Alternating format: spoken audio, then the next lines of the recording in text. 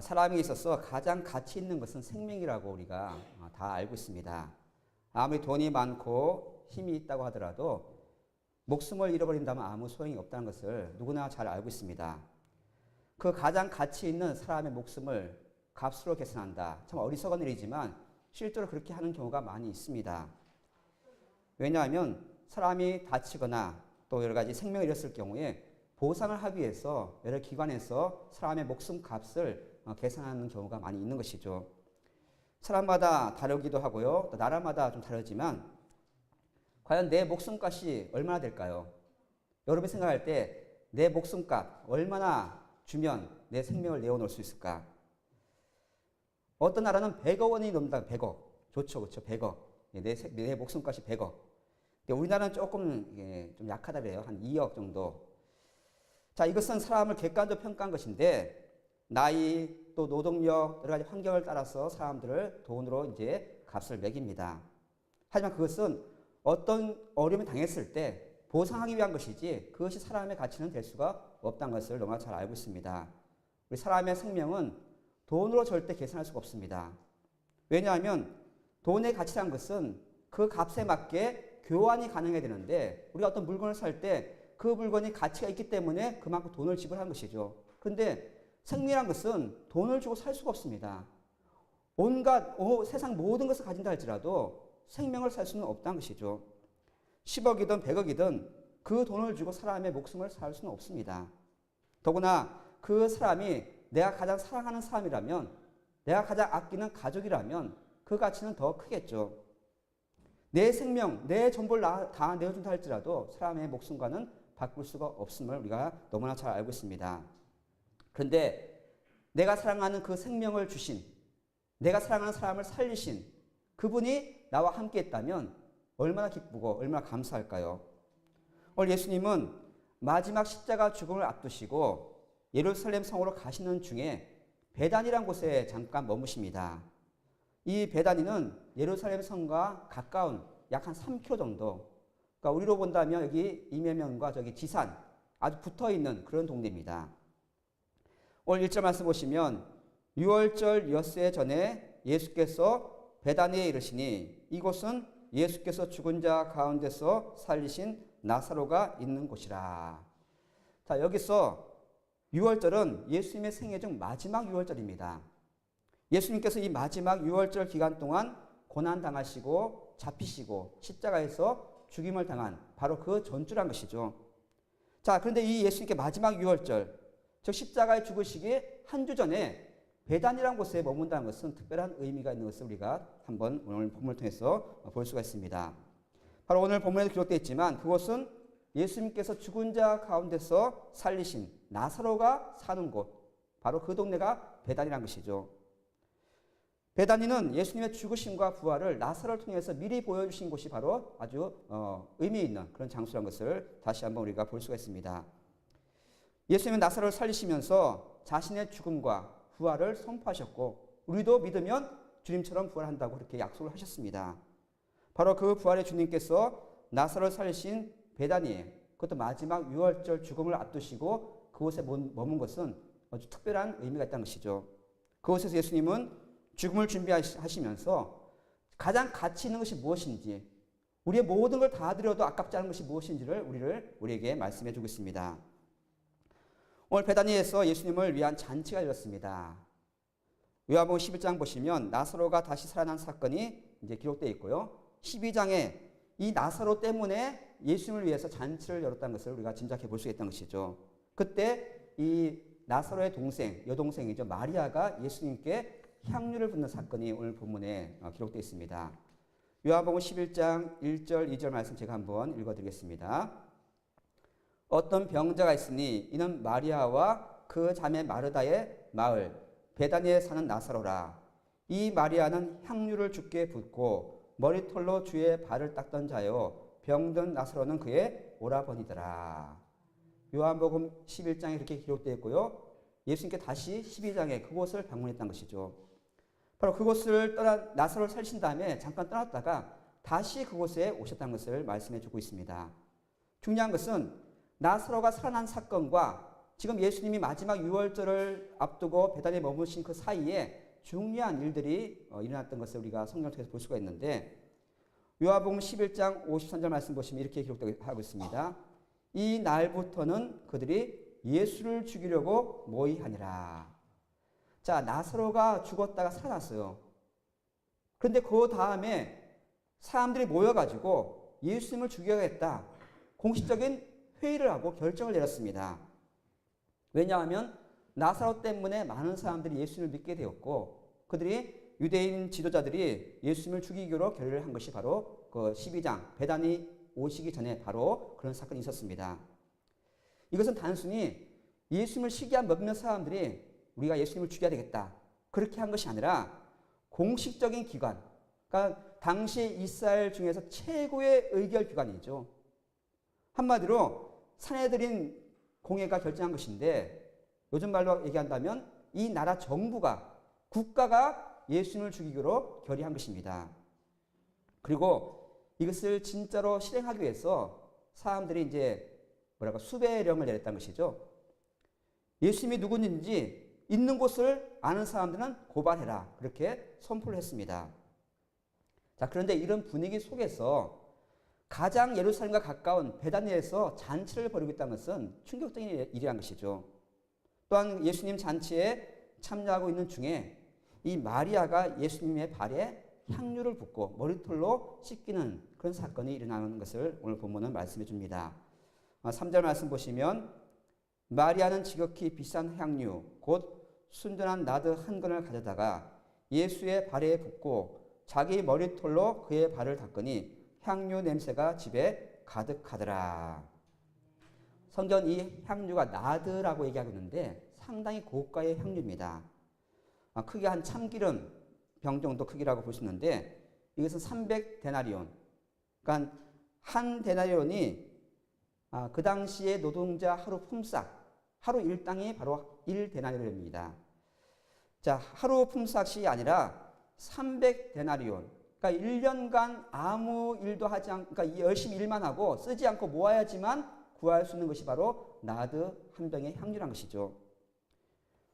현재 가치로 우리가 정확하게 환산할 수 없지만, 우리가 1년치 임금, 1년 동안 열심히 쓰지 않고 모아야지만 벌 수 있는, 아무리 적게 해도 1,000만 원, 좀 보통은 한 3,000만 원, 더 많게도 하겠죠. 그 모든 1년치 벌은 돈을 이 향유의 값에 투자한 것이고, 그 향유를 예수님께 부었다는 것을 오늘 본문은 말씀해 줍니다. 상당한 가치가 있다는 것이죠. 자, 그런데 마리아는 예수님께 그것을 부으면서 아까워하지 않습니다. 그것이 300데나리온, 아니 3만이라 할지라도 아마 마리아는 아깝지 않게 예수님께 부었으리라 생각됩니다. 마리아가 갖고 있는 자신이 가장 귀하게 여기는 것, 가장 가치 있는 것을 드린 것이죠. 아마 더 좋은 것이 있다면 더 좋은 것을 마리아는 분명히 예수님께 드렸으리라 생각됩니다. 마리아는 그냥 값비싼 향유를 드린 것이 아니라 그의 전부를 예수님께 드렸다는 것이죠. 그의 인생 전부를 예수님께 드렸다고 오늘 본문은 밝히고 있습니다.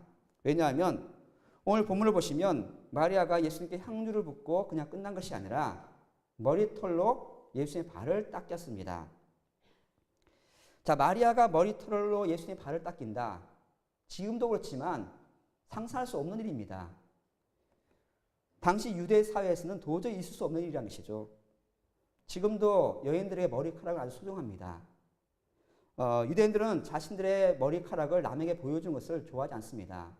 그런데 그것을 풀어서 그 머리로 예수님의 발을 닦였다. 또 발을 닦이는 것도 아무나 하는 일이 아니라 그 당시에 종이나 하는 일이 바로 발을 닦이는 일입니다. 그러니까 마리아가 가장 값비싼 향유로, 가장 귀한 머리털로 예수님의 발을 닦였다는 것은 그의 인생 전부를 걸고 예수님을 섬겼음을 오늘 본문은 말씀해 주고 있다는 것이죠. 그것도 그 당시에 예수님을 죽이려고 모의했던 아주 위험한 상황 속에서 만약 그것을 했다면 동네방네 다 소문났겠죠. 누구나 알 수 있는 행위를 마리아는 했던 것을 우리가 짐작해 볼 수가 있습니다. 자신의 삶을 버리고 모든 걸 다해서 예수님을 섬기는 일에 투자했다는 것이죠. 이것은 단순히 감사의 표현이 아니라 정말 주님을 주님으로 인정했기 때문에 모든 것을 드리고 모든 것을 바쳤다는 것을 우리가 생각할 필요가 있습니다. 마리아가 어떻게 이런 헌신을 했을까? 어떤 마음을 품고 이런 일을 했을지 다 짐작할 수 없지만 단순히 나사로가 살아난 것 때문에 감사는 아니란 것을 우리가 이해할 필요가 있습니다. 아무리 자기 형제가 내가 사랑하는 가족이 살아났다 할지라도 그냥 감사의 표현을 할 수 있겠지만 내 머리털을 통해서 머리털을 발을 닦고 향유를 붓고 그런 일을 할 수가 없다는 것이죠. 왜 마리아가 무엇을 얻었기에 무엇 때문에 예수님께 이런 헌신을 했을까? 단순히 나사로를 살려준 것에 대한 감사 그 이상의 그에게 있음을 우리가 짐작해 볼 수가 있습니다. 마리아는 지금 나사로가 다시 살아난 사건 그 이상의 경험과 그런 은혜를 받았기 때문이라는 것을 우리가 짐작해 볼 수가 있는데 그것은 뭐냐 하면 자신의 생명보다 그의 모든 삶의 전체 그러니까 자신의 모든 인생보다 더 귀한 것을 받았기 때문에 마리아는 자신이 가진 모든 것을 예수님께 드렸던 것이죠. 그것은 바로 영원한 생명을 그는 얻었습니다. 영생을 얻었기 때문에 이 생을 살면서 갖고 있는 모든 것을 주님께 드릴 수가 있었던 것이죠. 지금 당시 분위기는요, 아까 얘기했지만 예수님과 함께 있으면 위험한 순간입니다. 예수님을 죽이기로 결정했고요. 이미 여러 차례 경고를 했습니다. 요한복음 9장에 보시면 예수님께서 안식일 날 앞을 보지 못하는 사람을 고친 사건이 있습니다. 그러니까 시각장애인을 주님이 보시면서 진흙을 바르시고 가서 씻으라. 근데 눈이 밝아졌어요. 자, 그대로 행해서 앞을 보게 됐는데 그 이후로 사람들이 예수님을 믿으니까 유대인들이 뭐라고 얘기했냐면 만일에 예수를 그리스도라고 시인하면 그러니까 예수를 메시아라고 인정하고 예수님을 따르면 그 사회에서 출교시켜버리겠다. 그렇게 협박을 했습니다. 요한복음 9장 22절 말씀에 그 부모가 이렇게 말한 것은 이미 유대인들이 누구든지 예수를 그리스도로 시인하는 자는 출교하기로 결의하였으므로 그들을 무서워함이라. 그러니까 눈을 뜬 그 사람의 부모가 두려워가지고 예수님 누군지 모른다고 이렇게 할 정도로 그만큼 위험한 상황이 바로 그 당시의 분위기였습니다. 출교라는 것은요, 그냥 사회적으로 매장되는 겁니다. 유대인 공동체는 유대, 하나님을 믿는 그런 공동체인데 거기서 쫓겨난다. 모든 걸 다 잃어버린 것이 바로 출교라는 것이죠. 심지어 우리가 나중에 보시면 그들이 나사로까지 죽이기로 결의한 것을 우리가 보게 됩니다. 그러니까 예수님과 함께 있다는 것 자체가 위험한 도전이라는 것이죠.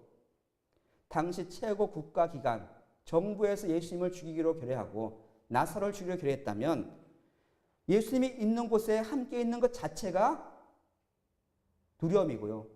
위험이고 목숨을 건 행위라고 볼 수 있다는 것이죠.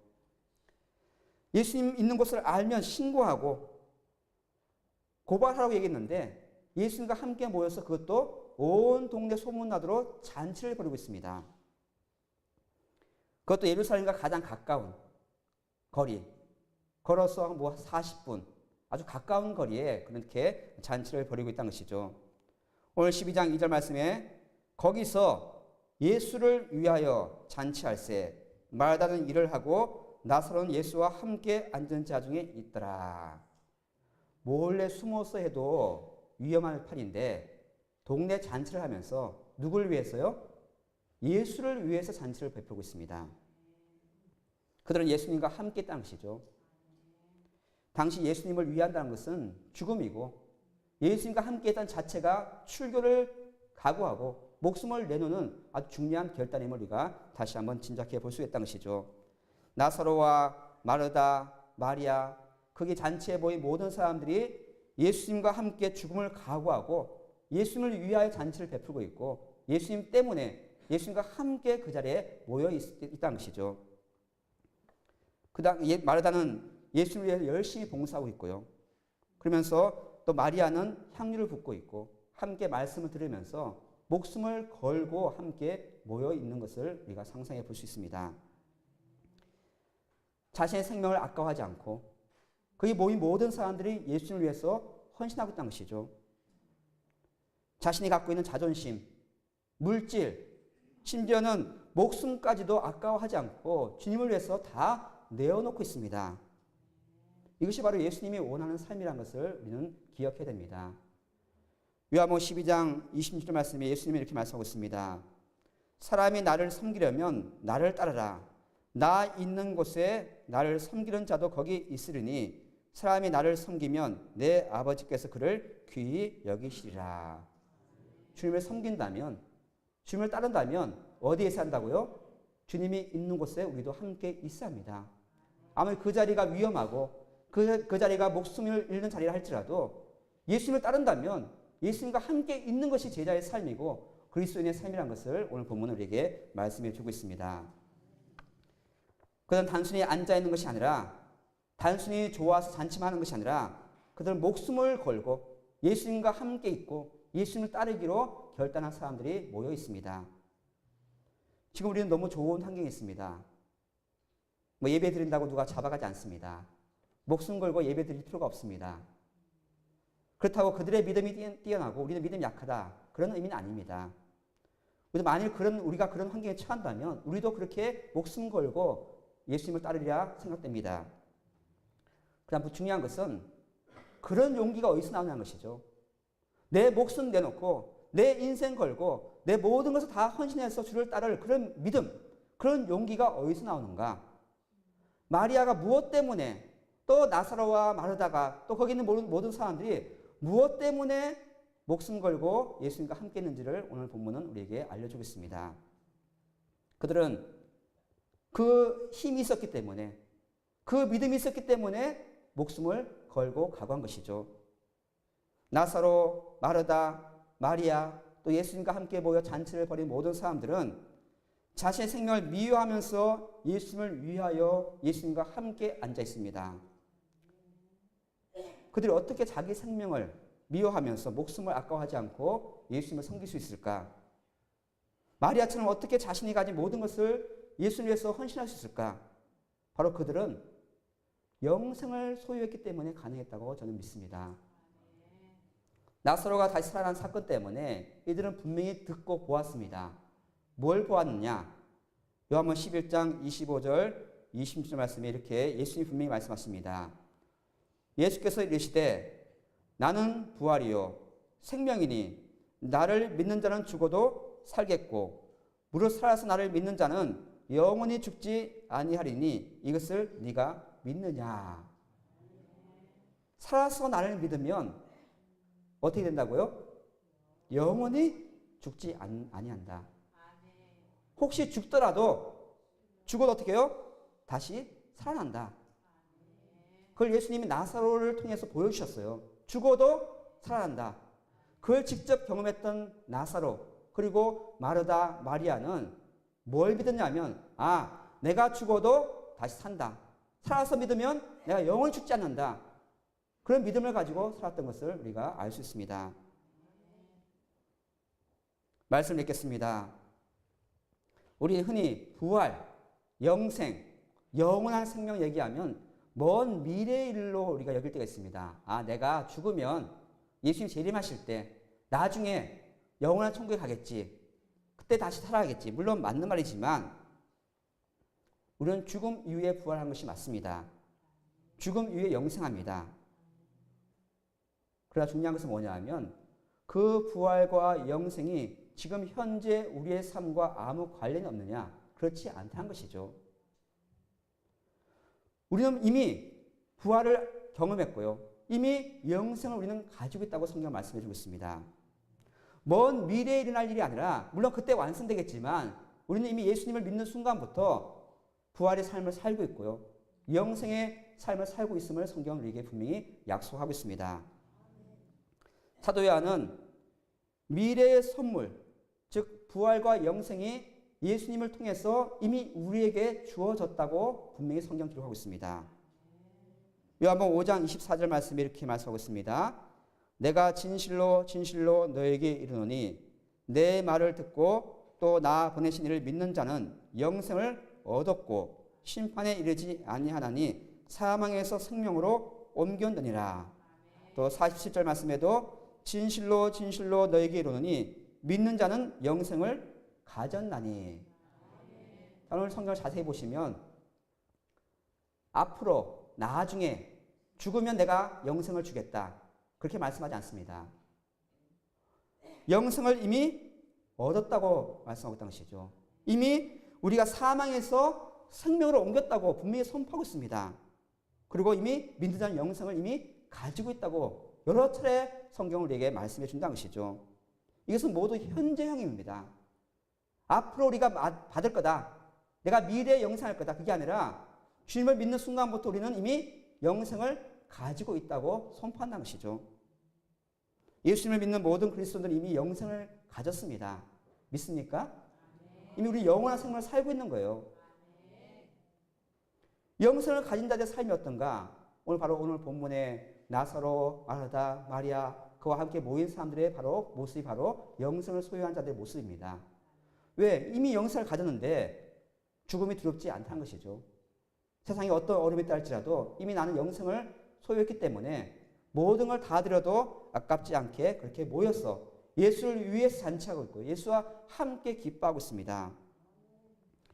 예수를 위해서 목숨 걸고 우리가 헌신하는 것이 두려운 일이 아님을 오늘 본문은 다시 한번 우리에게 말씀해 주고 있습니다.